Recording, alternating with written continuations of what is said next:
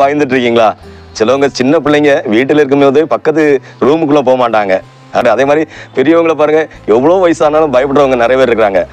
இன்னும் நிறைய பேருக்கு என்னென்ன தேவைப்பிள்ளை, வியாதியை கண்டு பயப்படுவாங்க. வியாதியை கண்டு பயம், இன்னும் பிசாசுகளை கண்டு பயம், அநேக போராட்டத்தை கண்டு பயப்படுறாங்க. ஏன்னா நிறைய பேர் செய்வனை செய்வாங்க, ஏவுதல் பண்ணி விடுறாங்க, நிறைய காரியங்கள் இருக்குது இல்ல. அதே மாதிரி ஆனா ஆண்டவர் என்ன சொல்றாரு?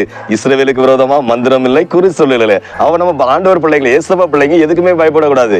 நமக்கு ஒரு முதலாளி இருக்கிறாரு, ஓனர் இருக்கிறாரு, அவரு தான் ஆண்டவர் ரட்சிக்கிறவங்க இயேசு கிறிஸ்து. நம்ம ஆண்டவருக்கு அனுமதி இல்லாம நம்ம சரீரத்தை யாரும் தொட முடியாது. ஹல்லேலூயா. நீங்க ஏசப்பா பிள்ளைன்னு சொல்லிட்டோம், பயந்துட்டே இருக்க கூடாது. பிள்ளைய கடைசி காலம் வருது. ஹல்லேலூயா. பயப்படுகிறவர் எங்க போறாங்களா? இரண்டாம் அக்கினியில போறாங்களா? அக்கினி கடல்ல கொண்டு ஆண்டவர் போடுறாராம். அதனால நம்ம வாழ்க்கையில பயம் இருக்கணும். எதுக்கு? என்னென்னதுக்கு பயப்படணும்? பாவத்துக்கு பயப்படணும்.